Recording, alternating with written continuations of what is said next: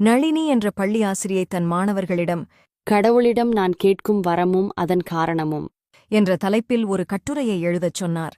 மாணவர்கள் சமர்ப்பித்த கட்டுரைகளில் ஒரு கட்டுரை மட்டும் நளினியை நெகிழ வைத்தது.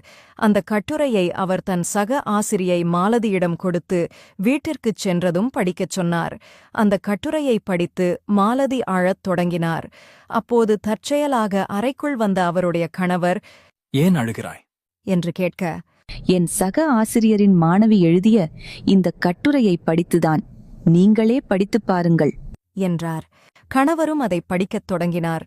கடவுளே, நீங்கள் எனக்கு வரம் தரவிருந்தால் தயவு செய்து என்னை ஒரு செல்போனாக மாற்றுங்கள். என் குடும்பத்திற்கு நான் முக்கியமானவளாக மாற வேண்டும். என் பெற்றோரின் முழு கவனமும் செல்போனில் இருப்பது போல என் மீதும் இருக்க வேண்டும். எங்க அப்பா வேலையிலிருந்து வீட்டிற்கு வரும்போது அவர் எவ்வளவு சோர்வாக இருந்தாலும் செல்போனுடன் நேரம் செலவிடுவது போல என்னுடனும் நேரம் செலவிடணும்.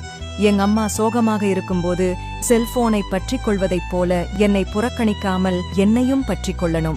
என் சகோதரர்கள் செல்போனுக்காக சண்டை போட்டுக் கொள்வதைப் போல என்னுடன் நேரம் செலவிட போட்டி போடணும். என் குடும்பத்தினர் மற்ற எல்லாவற்றையும் ஒதுக்கி வைத்துவிட்டு என்னுடன் நேரம் செலவிடணும். செல்போன் வேலை செய்யவில்லை என்றால் அதை உடனே சரி செய்கிறார்கள். அதேபோல நான் சோர்வாக இருந்தால் என்னையும் உடனே கவனிக்க வேண்டும். மொத்தத்தில் என்னை சுற்றியுள்ள அனைவரையும் நான் சந்தோஷமாக வைத்திருக்க வேண்டும். கடவுளே, நான் எதையும் அதிகமாக கேட்கவில்லை. என்னை செல்போனாக மாற்றுங்கள் போதும். இதை படித்ததும் அந்த கணவர், ஐயோ பாவம், அந்த குழந்தை மோசமான பெற்றோர்களாக இருப்பார்கள் போலிருக்கே என்று சொல்லி வருந்தினார். மாலதி அவரை பார்த்து, இந்த கட்டுரையை எழுதியதே நமது மகள்தான் என்றார்.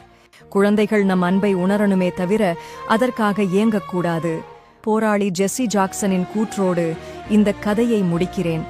Your children need your presence more than your presence. நன்றி. மீண்டும் அடுத்த வீடியோவில் சந்திப்போம்.